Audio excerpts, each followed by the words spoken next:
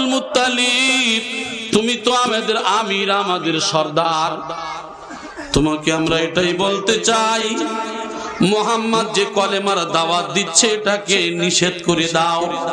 আর মুহাম্মদ যদি এটাকে মেনে নেয় তাহলে মক্কার সব থেকে সুন্দরী মেয়ে যে আছে মুহাম্মাদের সঙ্গে বিবাহ দেব, আর যত ধন সম্পদ চাই না কেন মুহাম্মদকে দেব। এই কথা শোনার পরে দাদু আব্দুল মুত্তালিব ডাক দিলেন, ও আমার দাদু শোনো শোনো, ও বাবা মুহাম্মদ শোনো। বলে দাদু ভাই কি বলেন?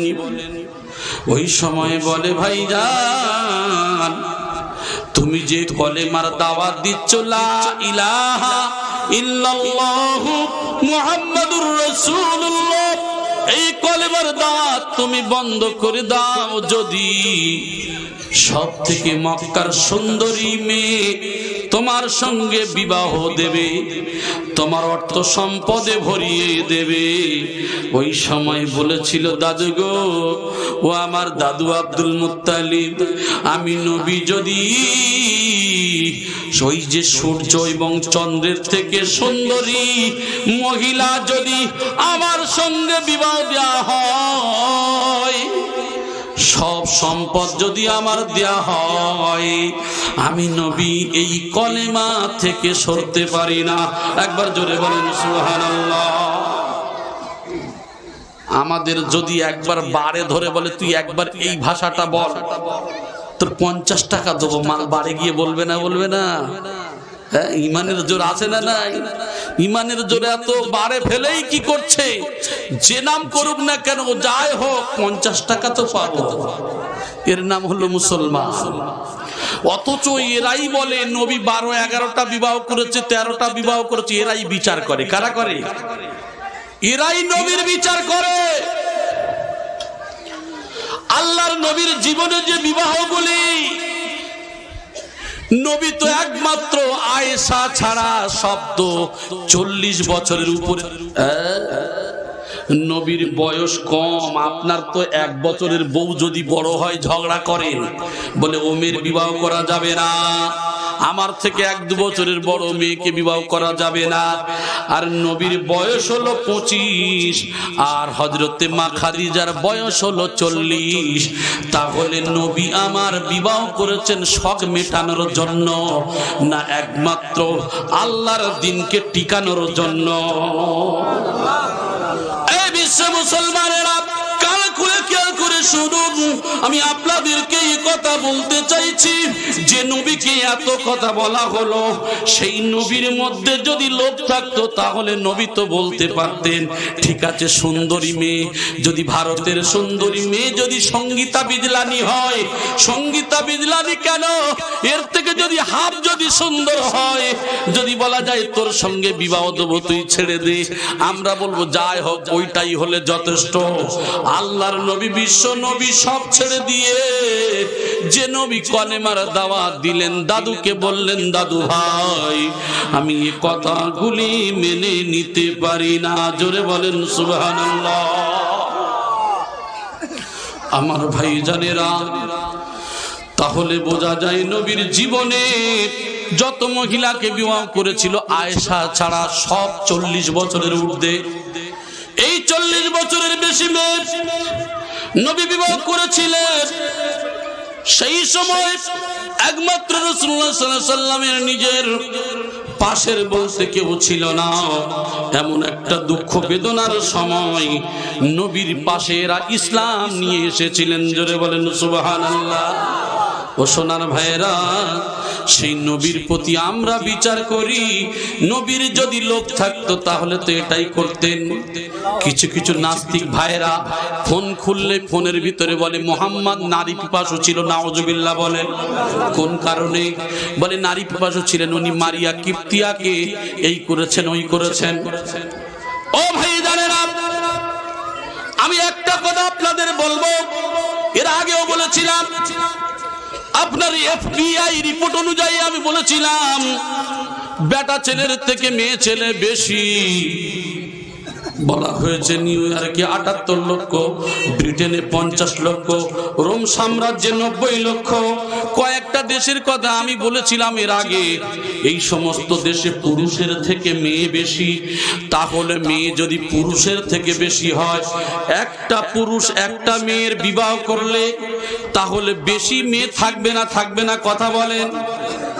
মেয়ে যদি বেশি থাকে, মনে করুন একটা পুরুষ একটা বিবাহ করলো, 50টা নারী এখন বেশি। এই 50টা নারী তাদের স্বাধীনতায় একদিক থেকে চষে সব জায়গায় খাবে। যারও সন্তান তৈরি হবে, যারও সন্তান ইসলাম পছন্দ করেন নাই, ইসলাম পছন্দ করেছেন স্বামী তুমি কি করবে? স্বামী রূপে বিবাহ করো। একটা পুরুষ 2, 3, 4 বিবাহ করবে। অতএব এই সমস্ত পুরুষের অধীনে তারা যাবে। ওই সন্তানটা যে হবে তার বাপ বলে পরিচয় পাবে। জোরে বলেন সুবহানাল্লাহ। ইসলাম যারও সন্তানকে পছন্দ করেন নাই, ইসলাম পছন্দ করেছেন বৈধভাবে বিবাহ করা। ইসলাম না বোঝার কারণে অনেকেই অনেক কিছু বলে, আর সাধারণ মানুষ এই সমস্ত ওয়াজ তাদের ব্রেনের মধ্যে ঢুকে যায়। এই সমস্ত মানুষ, সাধারণ মানুষ তাদের ব্রেনে ঢুকে যাওয়ার পরে এরা তখন বলে সত্যি তো মুহাম্মদ কি এমন ছিলেন নাকি? একবার জোরে বলেন নাউজুবিল্লাহ। ও সোনার ভাই, নবী আমার খাদিজাকে বিবাহ করলেন, আর নবী গারে হেরাতে বসে বসে আল্লাহর ধ্যান করতে শুরু করলেন। আয়েশাকে বিবাহ করলেন, পালা পড়তো অন্যান্য বিবিরা তার কাছে অর্পণ করে দিতেন। তারপরেও নবী সময় পেতেন না আল্লাহর ইবাদতে। বিবিদের সঙ্গে গল্প করতে করতে সময় চলে আসতো। নবী এত বেচাইন হয়ে যেতেন নামাজের জামাতের জন্য। জোরে বলেন সুবহানাল্লাহ। তাহলে রসুল কেমন রসুল ছিলেন? ও ভাই জানেরা, এইবার আর একটা কথার দিকে ফিরে আসি। এই ঘটনা বলতে গেলে অনেক সময় চলে যাবে। তাহলে তো নবীর ইতিহাস গেল, সাহাবায়ে কেরামদের ইতিহাসের দিকে লক্ষ্য করি। ও ভাই জানেরা, উমরের জামানায় চিন্তা করলেন ইহুদি নারীরা, মুসলমানরা এই রাস্তা দিয়ে যুদ্ধের ময়দানে যাবে, এদের ঈমানকে ধ্বংস করতে হবে। তাই লেলিয়ে দেয়া হলো যে একমাত্র সুন্দরী সুন্দরী নারীদেরকে উলঙ্গ করে দিয়ে, গান বাজনা ছেড়ে দিয়ে রাস্তার মধ্যে নাচ গান শুরু করে দিল। মুসলমানদের কিছু মানুষ তারা চলতে শুরু করলো।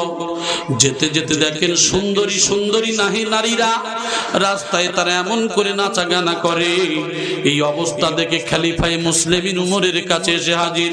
ইয়া খলিফায়ে মুসলিমিন উমর, কি করব বলুন? ওই সময় বলেছিল, ও আমার নবীর সাহাবীরা, তোমরা কি কোরআন দেখো নাই? কুল্লিল মুমিনিনা ইয়াগুদ্দু মিন আবসারিহিম ওয়া ইয়াহফাযু ফুরুজাহুম যালিকা আযকা লাহুম ইন্নাল্লাহা কাবীরুম বিমা ইয়াসনাউন। তোমরা কি কোরআনের আয়াত দেখো নাই? তোমাদের সম্মুখে যখন কোন নারী পড়বে, তোমাদের লজ্জাস্থানকে হিফাজত করবে, দৃষ্টিটা অবনত করবে, যুদ্ধের ময়দানে চলে যাবে, ওই সমস্ত উলঙ্গ নারী তোমাদেরকে আকৃষ্ট করতে পারবে না। একমাত্র কোরআনের এই আয়াতটা তোমাদেরকে বাঁচিয়ে নেবে।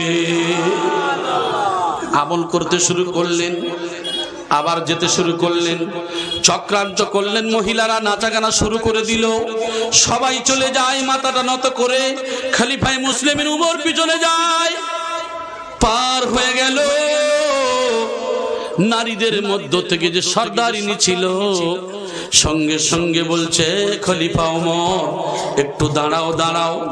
সঙ্গে সঙ্গে নিজের বস্ত্রটা পরে নিয়ে উমরের কাছে গিয়ে বলছে, ওমর, আমরা সব থেকে সুন্দরী নারী, আমাদের দেখলে তো মানুষ প্রেমে পাগল হয়ে যাওয়ার কথা। তোমাদের দলবল সব এখান থেকে চলে গেল, একবার কি আমাদের দিকে তাকাতে পারলো না? ওই সময় খলিফায়ে মুসলিমিন উমর বলেছিলেন, কোরআনের এমন একটা আয়াত আমরা পড়েছি, তোমাদের মতো সুন্দরী কেন, এর থেকেও সুন্দরী যদি আসে আমাদের কিছু হবে না। ওই সময় মহিলারা যত দল ছিল খলিফা মুসলিমকে বলছে,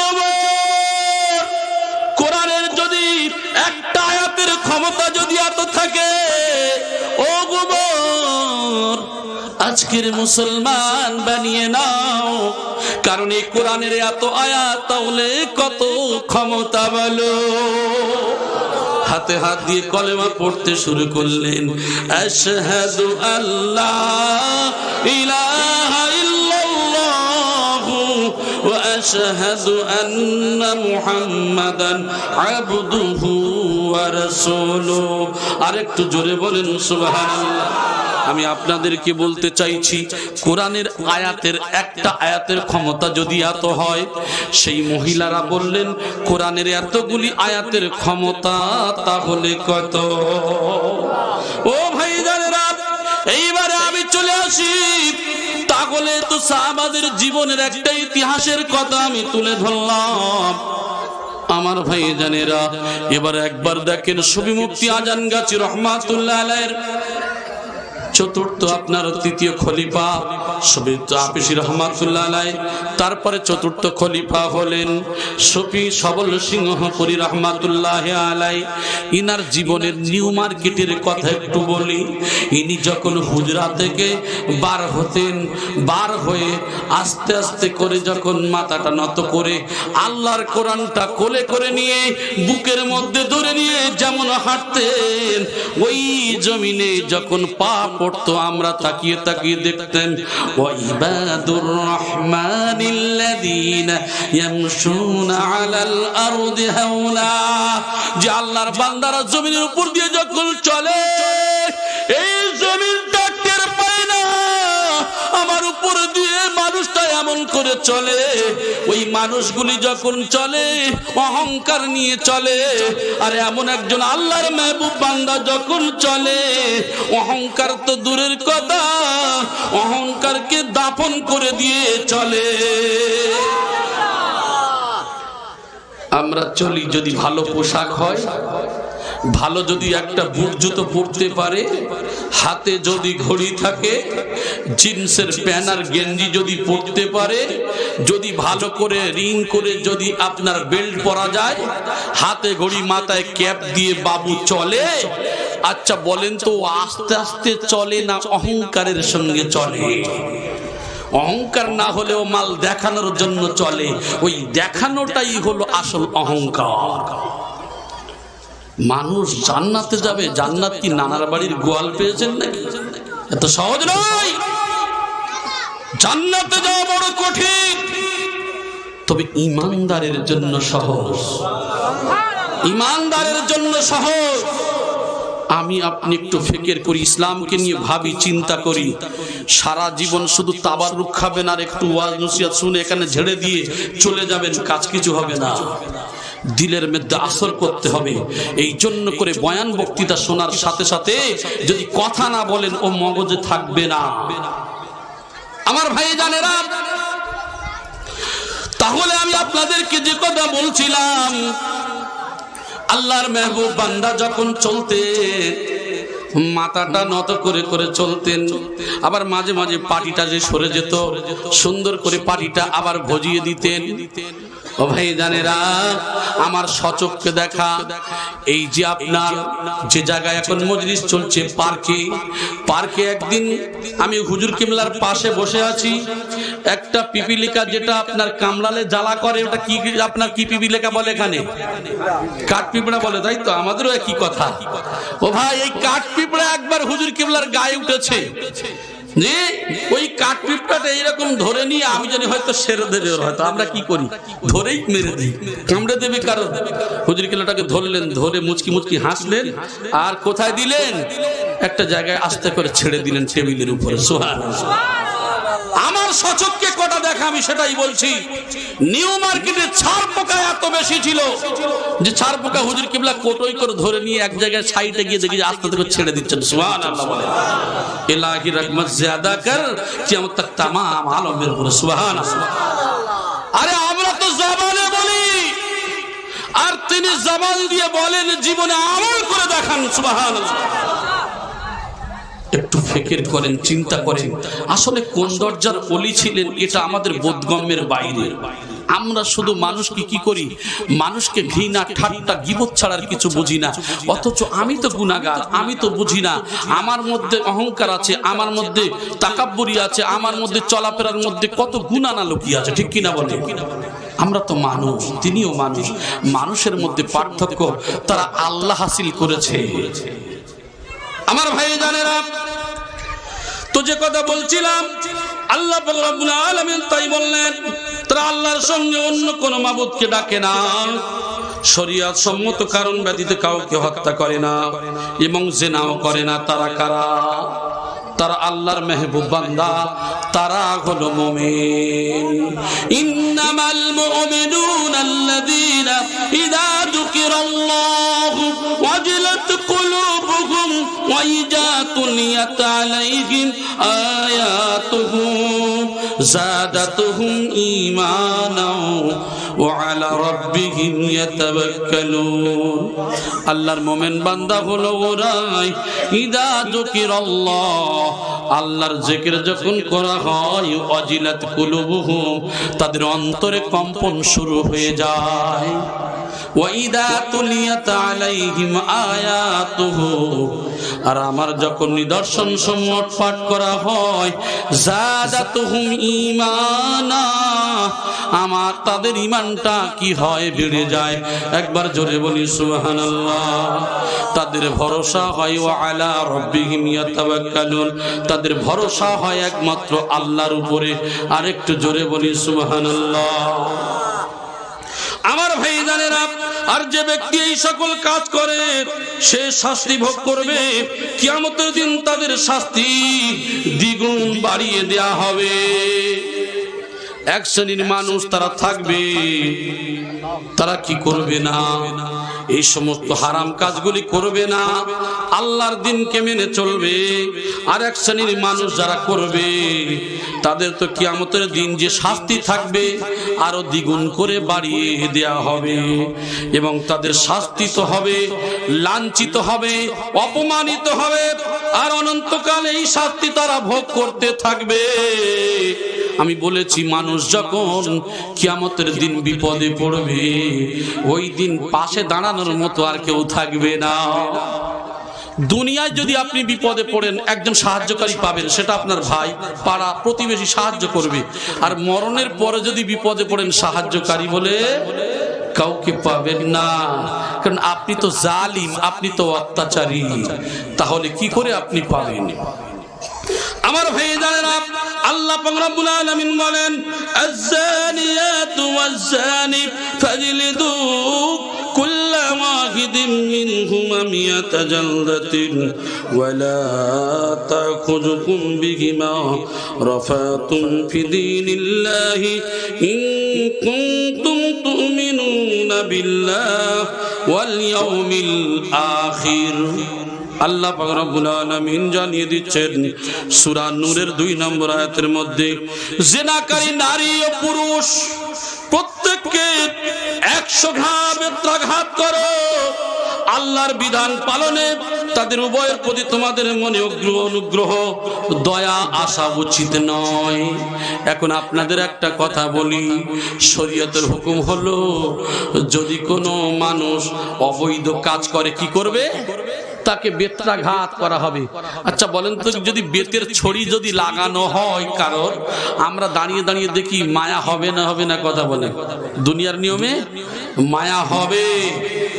আপনারা অনেক হাজী সাহেবরা গিয়েছিলেন কিসাস বলে যে জায়গায়, মক্কাতে যে জায়গায় শাস্তি দেওয়া হয়, শাস্তি সব জায়গায় দেওয়া হয় না, যেখানে শাস্তি দেওয়া হয় একটা জায়গা আছে, যে জায়গাটা আপনার মসজিদে কিসাস বলে জায়গা, সেই জায়গাটা একটা আলাদা জায়গা, আমরা নিজেরা দেখে এসেছি। যে জায়গাটাতে ওই কিসাস নামক জায়গাতে, ওখানেই শুধু শাস্তি অর্পণ করা হয়। সেখানে অন্যায় করলে তার ওই শাস্তি। আচ্ছা বলেন তো, জানেন অন্যায়কারী যে এই অন্যায় করলে ওই শাস্তি হবে, তাহলে দয়া মায়া করবে না, তাকেই মেরেই ফেলা হবে। বলেন তো দেখি, ওই কাজ আর কেউ করবে বলে মনে হয়? কেন করবে না? জানে এখানে কোনো দয়ার কারবার নেই, তাহলে মেরেই তো ফেলবে, তাহলে দ্বিতীয়বার সে এই কাজ করবে না। আর যদি আমরা দয়া মায়া করে দুঘাত দিয়ে যদি ছেড়ে দিই, বিচারক ভাইরা, যেটা আমাদের সমাজে যেটা চালু আছে, করলাম, করার পরে 1 মাস কি 2 মাস জেলে এখানে ওখানে বন্দি করে দিল, আসার পরে সে একটু ভালো থেকে আবার ফের ওই কাজ করে না, করে না। এটাই হলো ইসলামের আইন, এটাই হলো দুনিয়ার আইন, এটাই পার্থক্য। তবে ইসলামের আইন চালু হবে কবে? যেদিনকে ইমাম মেহেদী আসবে সেই দিন হবে। আমার ভাই জানেরা, এবার আপনাদেরকে আমি বলতে চাই, এই যা তাদের প্রতি দয়া অনুগ্রহ করা উচিত নয়। যদি তোমরা আল্লাহর প্রতি, কিয়ামতের দিবসের প্রতি যদি বিশ্বাসী হও, আল্লাহর দিনের প্রতি, আল্লাহর প্রতি যদি বিশ্বাস করে থাকি, বিচার বিচারকের মতো হবে। বিচার, আমার ছেলে অন্যায় করেছে ছেড়ে দেব, আর পরের মেয়ে অন্যায় করেছে তার বাঁশ আচাচা দিয়ে দেব। যেটা আমাদের সমাজে আছে না নাই? আমরা কি করি? যদি আমি বিচারক হই, আমার ছেলেকে আমি কি করে বাঁচাবো চিন্তা। আর যদি অন্যজন যদি হয়, তাহলে মাল ভেড়ার আগে তারপরে দেখি। জি, আচ্ছা, দুনিয়ার বিচারকরা বিচার করে 19-20 হয় না, হয় না? কিয়ামতের দিন কিন্তু বিচারকরা খুব বিপদে পড়বে। এই জন্য করে রাসূলুল্লাহ সাল্লাল্লাহু আলাইহি ওয়াসাল্লামের কাছে আল্লাহর নবীর এক সাহাবী বলছে, ইয়া রাসূলুল্লাহ, আপনি, জাবের রাদিয়াল্লাহু তাআলা বলছে, ইয়া রাসূলুল্লাহ, আমি কি করব? আমি নেতা হব। বলে, তুমি নেতা হবে? তুমি যদি জানতে নেতার কি জ্বালা, তাহলে তুমি দুজনারও দায়িত্ব নিতে না গো। যদি নিতে হয় নেবে, আমার উমর নেবে, উমর ছাড়া কেউ পারবে না। জোরে বলেন সুবহানাল্লাহ। আমি আপনাদের কাছে বলেছিলাম কি, আমার খেয়াল নেই, সেই সূত্রে এখানে একটাই কথা আসবে, আমরা যে বিচার করি দয়া মায়া লাগবেই লাগবে, ঠিক কিনা? খলিফায়ে মুসলিমিন উমর, উমরের বেটা মদ পান করেছে। খলিফায়ে মুসলিমিন উমর ফজরের নামাজ পড়তে যাচ্ছেন, নামাজের সময় খলিফায়ে মুসলিমিন উমরের বেটার সঙ্গে দেখা। এমন করে বেটা মদ পান করেছে, মদ পান করার পরে একটা অনেক ঘটনা আমি ছোট্ট করে বলছি। খলিফায়ে মুসলিমিন উমর বুঝতে পেরেছেন যে সময় মদ হারাম হয়ে গেছে, সঙ্গে সঙ্গে ধরে নিয়ে মসজিদের গায়ে, মেম্বারের গায়ে বেঁধে রেখেছেন, খাম্বারের গায়ে, পিলিয়ারের গায়ে ভালো করে বেঁধে দিয়েছেন। নামাজের ওয়াক্ত হয়ে গেল, সময় হয়ে গেছে, ইমামতি করবেন উমর। নামাজ হয়ে গেল, সালাম ফিরিয়ে দিয়ে বলছেন, ও আমার সঙ্গী সাথীরা, ও মুক্তাদি গণীরা, আপনারা যাবেন না, একটা বিচার আছে। কি বিচার? তাকিয়ে দেখেন উমরের বেটা পিলিয়ারের সঙ্গে বাঁধা। সবাই ভয়ে কম্পিত অবস্থায় খলিফায়ে উমরের বেটার কে বেঁধে রেখেছে, এই ভয়ে সবার মনের ভিতরে একটা অন্য ব্যাপার হচ্ছে, না জানি কি পরিস্থিতি ঘটতে পারে। উমরের বেটাকে কে বেঁধেছে, এই ভয়ে সবাই উৎকণ্ঠ হয়ে গেল। ওই সময় উমর বলছে, কেউ তোমরা ভয় করো না, আমার বেটাকে আমি নিজেই বেঁধে রেখেছি, এর বিচার কিছুক্ষণের মধ্যে শুরু হবে। খলিফায়ে মুসলিমিন চতুর্দিকে তাদেরকে বসিয়ে নিয়ে বললেন, এই যে মদ পান করার কারণে এর তো 80টা বেত্রাঘাত করতে হবে, 80টা বেত্রাঘাত করতে হবে। মানুষেরা কাতার দিকে চতুর্দিকে দাঁড়িয়ে গেল। উমরের বেটাকে মাঝখানে নিয়ে গেল, জাল্লাদকে বলা হলো, চাবুকটা ধরো। চাবুকটা নিয়ে নিলেন, চাবুক চালাতে শুরু করেছে। 1টা 2টা 3টা মারে, মনের মধ্যে দয়া মায়া করে মারে। দয়া মায়া করে মারলেও কিন্তু দেখা যায় যে মারটা মেরেছে পর্যাপ্ত পরিমাণে মারাও খারাপ কিছু হয় নাই। উমর বলছে, এই জাল্লাদ, মার বন্ধ করো। তুমি যে 3টা মেরেছ, ওই মারটা তোমার সঠিক মারা হয় নাই, কারণ তোমার ওই 3টা মার আমি উমর আমার কাছে একটাই মারের সমান। সুবহানাল্লাহ বলবেন না? বিচারক দেখেন নিজের ছেলে নিজের সন্তানের শাস্তি। ওমর বলছে তুমি 3টা যে মেরেছ আমার কাছে একটার সমান। কম্পিত অবস্থায় তারপরেও উমরের কথা শুনে আশ্চর্য হয়ে গেল। উমর রাদিয়াল্লাহু তাআলা নিজে চাবুকটা হাতে তুলে নিলেন, নিজে হাতে চাবুক তুলে নিয়ে মারতে শুরু করে দিলেন। 1টা 2টা 3টা 4টা 5টা 50টা যেতে যেতে উমরের বেটা দুনিয়া থেকে বিদায় নিয়ে চলে গেল। খলিফা মুসলিম উমর সন্তানকে জড়িয়ে ধরে বলছে, বাবা আমি তোকে বড় কষ্ট করে মানুষ করেছি বাবা, কিন্তু শরীয়তের হুকুম, কোরআনের হুকুম, আমার আল্লাহর হুকুম আমি উমর যদিও অমান্য করি, গোটা বিশ্বের মানব অমান্য করে ফেলবে।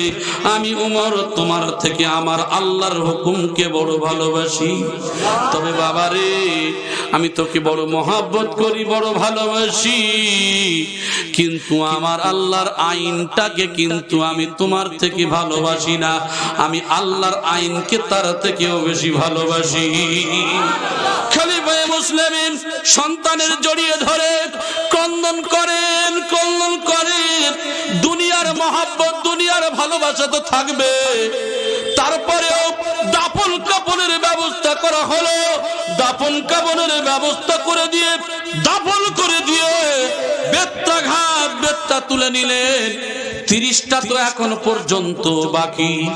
দাফন করে দিয়ে কবরের উপরে 30টা চাবুক চালিয়েছিলেন, তিনি হলেন খলিফায়ে উমর। আমার ভাই জানেরা, সেই উমরের বংশধর হলো সুফি মুফতি আজম গাজী রহমাতুল্লাহ আলাইহি।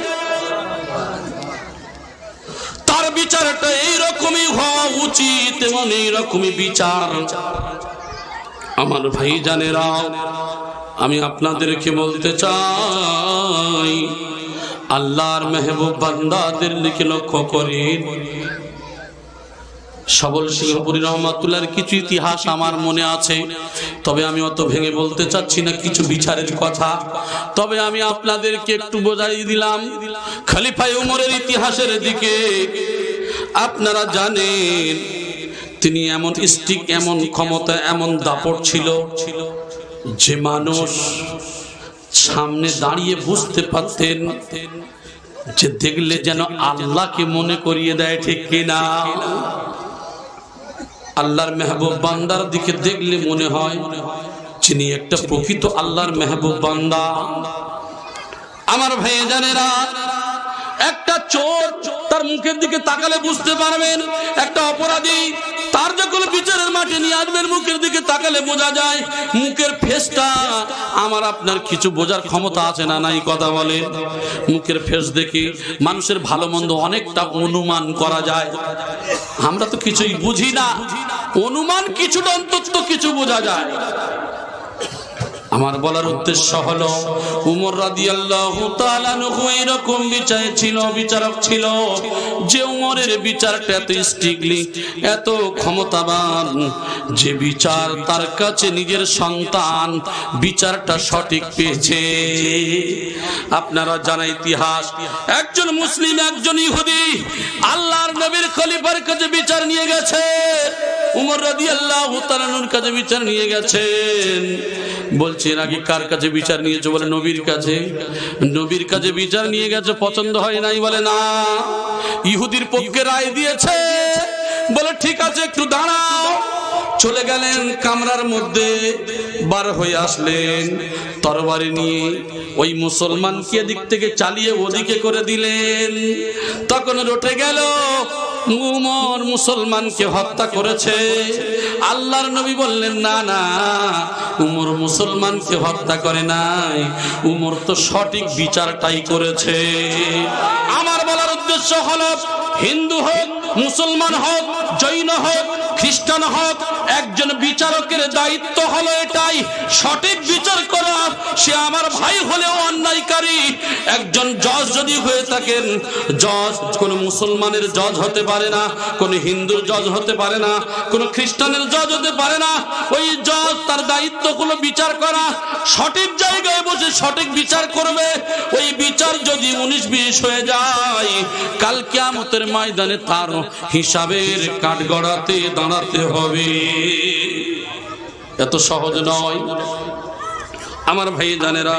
সেই জন্য করে আপনাদের অনুরোধ করে বলবো, পায়ে ধরে বলবো, শরীয়তকে মান্যতা দিন, আল্লাহর রাসূলের তরিকাকে মেনে নিন।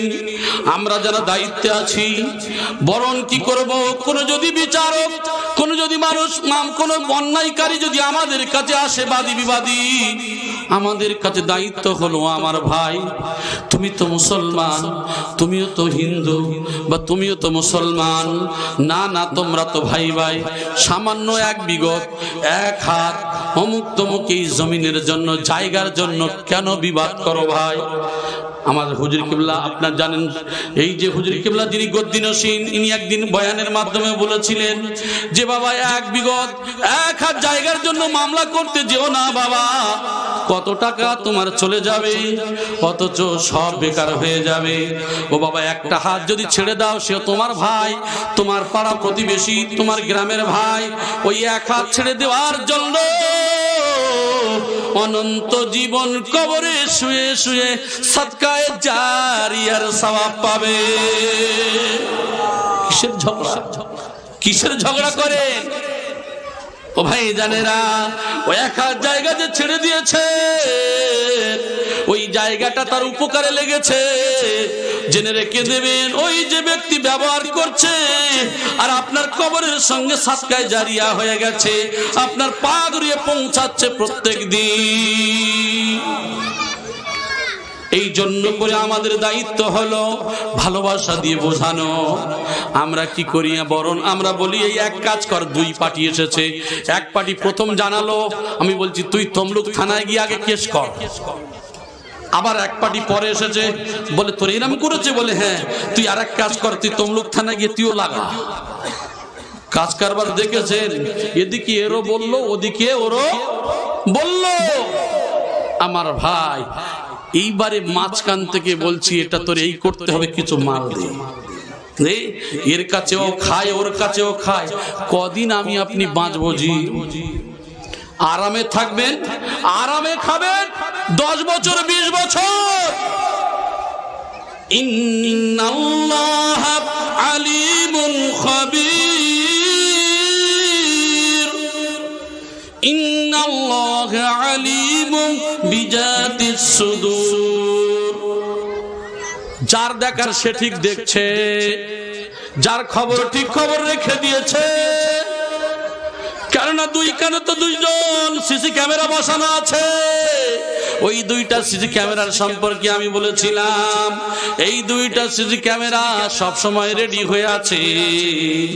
কিন্তু আমার আল্লাহ এত ভালোবাসেন, আমার আল্লাহ বান্দারে এত মহব্বত করে, গুনাহ করলে একটু অপেক্ষা করে, কখন আমার বান্দা তওবা করে, কখন ক্ষমা চায়, কখন ক্ষমা চায়, আর একটু সময় দেয়। যদি সময় না পায়, যদি গুনাহ যদি করতেই থাকে তখন অনেক পরে তার গুনাহ লেখা হয়। আর বান্দা যখন একটা নেকি করে, সঙ্গে সঙ্গে লেখা হয়। জোরে বলেন সুবহানাল্লাহ।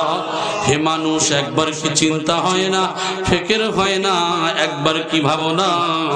আমার ভাই জানেরা, সেই সম্পর্কে আল্লাহ পাক রব্বুল আলামিন যুগে যুগে নবী রাসূল দিয়ে, সাহাবা, তাবেঈন, আইম্মায়ে মুজতাহিদিন, আউলিয়া কিরামদের জামানাতে তারা আসার পরে ঠিক ওই রূপ ভাবে দিনের প্রচার করছেন, দিনের দাওয়াত দিচ্ছেন।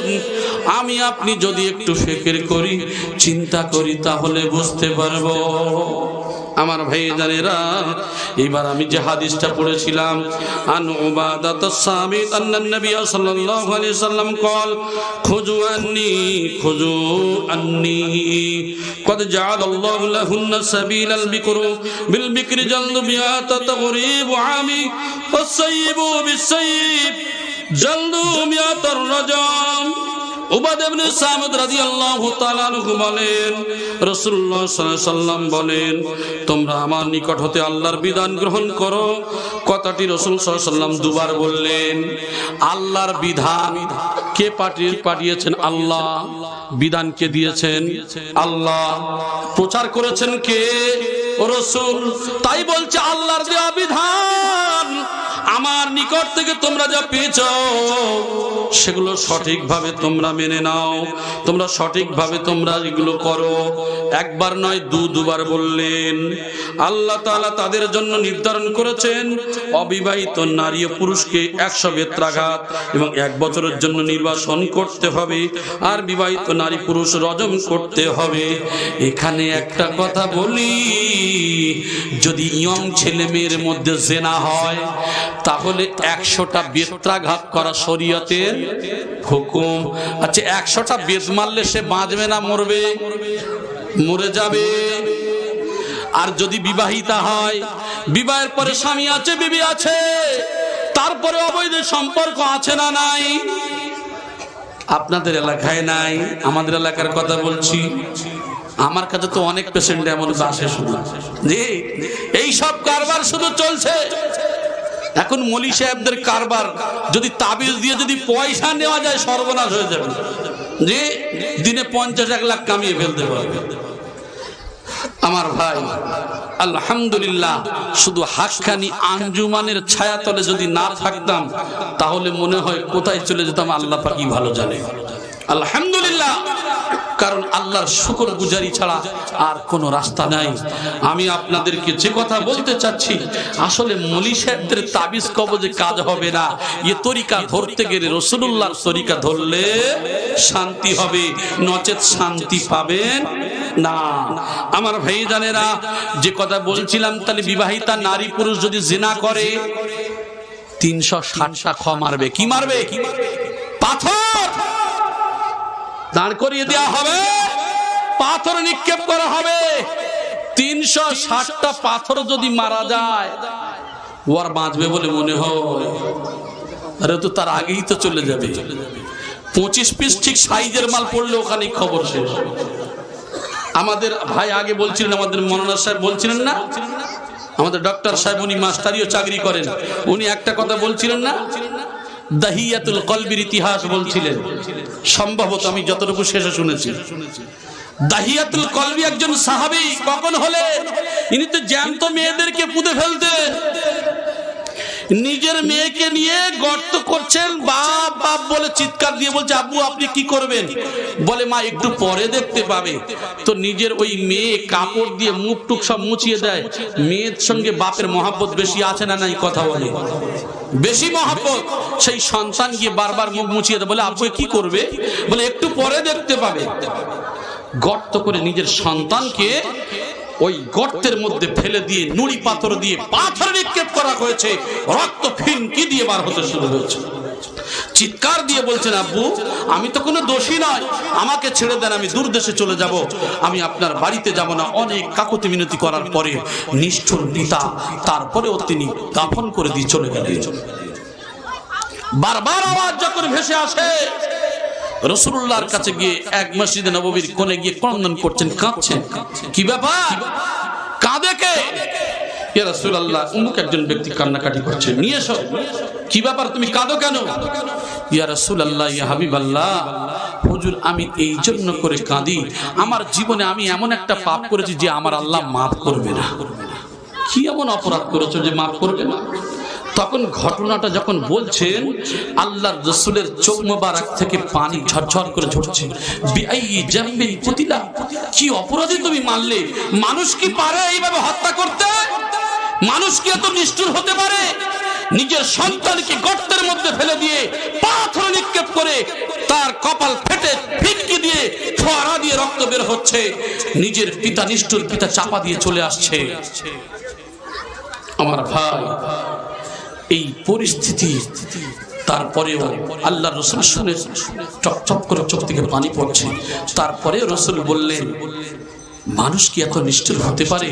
তারপরে বললেন যে, হে দাহিয়াতুল কলবি, তুমি তো সেই সময় আইয়ামে জাহেলিয়াতের যুগে যে সময় মানুষগুলি মহিলাদেরকে জ্যান্ত পুঁতে ফেলতো, আমার রাসূল এসে সেই সময় মহিলাদেরকে সম্মান দিয়েছেন। জোরে বলেন সুবহানাল্লাহ। সেই সম্মানিত করেছেন ইসলাম। জোরে বলেন সুবহানাল্লাহ। তারপরে কি করলেন? বললেন তুমি যে অপরাধ করেছ, তোমার আজকের আল্লাহ যদি চায় তুমি ইসলামের ছায়াতলে যখন আসতে চাচ্ছ, জেনে নিয়ে তুমি কলেমা পড়ার কারণে এত বড় অপরাধকে আমার আল্লাহ রহমান রহিম তোমার এত বড় অপরাধকে ক্ষমা করে দেবেন। জোরে বলেন সুবহানাল্লাহ।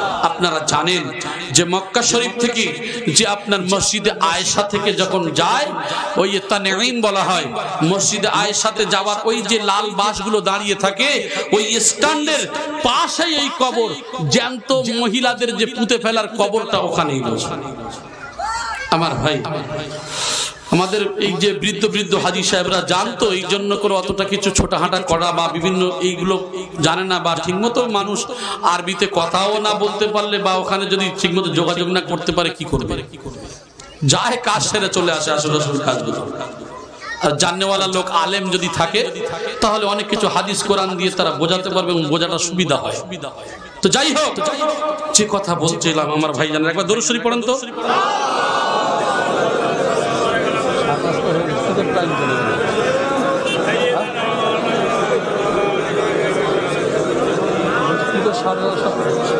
হয়ে গেছে, পার হয়ে গেল।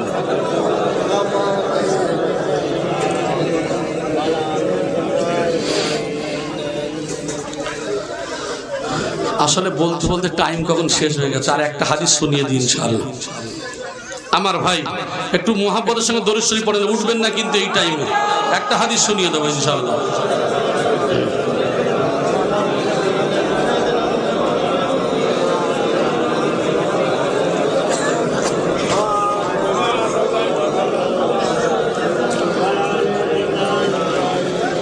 আল্লাহর নবী বলেছেন যে আখিরি জামানে এমন একটা সময় আসবে যেদিন এই গুনাহ করবে মানুষ, জেনার প্রচলন বেড়ে যাবে। আজকের সমাজে দেখেন যে স্বামী স্ত্রী স্বামীর মধ্যে মহব্বত নেই, অবৈধ সম্পর্ক, মানুষ ব্যবসার উদ্দেশ্যে ইনকামের জন্য সৌদি আরব, কাতার, দুবাই, আপনাদের এই সমস্ত এলাকাতে চলসাতুর বলেন, আমি যতটুকু এই সমস্ত এলাকাতে ঘুরেছি, বিভিন্ন জায়গায় দেখেছি বিভিন্ন মানুষ প্রবাসে তারা যায় ইনকামের জন্য, কিছু উপার্জন করার জন্য। আচ্ছা, তারা যে প্রবাসে যায় বউ বাচ্চা সব ছেড়ে দিয়ে কাদের আরামায়েশের জন্য যায় বলেন তো? এই বিবি বাচ্চা ছেলে মেয়ে বাম্মা এই সবের জন্য তো যায়। অথচ তারা চলে যাওয়ার পরে এরা কি করে? বিভিন্ন অবৈধ সম্পর্কের সঙ্গে জড়িয়ে পড়ে। এই শাস্তি যদি আজকের লাঘব থাকতো, এই ভারতবর্ষে জেনা বার হয়ে যেত, যেটা আজ পর্যন্ত সেখানে চালু আছে এবং ছাড়া হবে না, দয়া মায়া তো করা হয় না। আমার সচক্ষে দেখলাম, কি কারণে আমি অত শুনিনি, মক্কাতে আপনার আব্দুল আজিজ গেটের বাইরে দেখলাম একজন মহিলাকে হাতটা ধরে পিষে তার পিঠের উপরে পুলিশরা দিকে দেখে পা দিয়ে তুলে মারাচ্ছে। বাঁধার সময় মহিলা পুলিশ তারা সঙ্গে সঙ্গে পিছনে হাত দিয়ে পিষে, একদম সে মায়া দয়া নেই। আমার দেখে যেন কেমন একটু কষ্ট হলো। কি কারণ আমি অত শুনলাম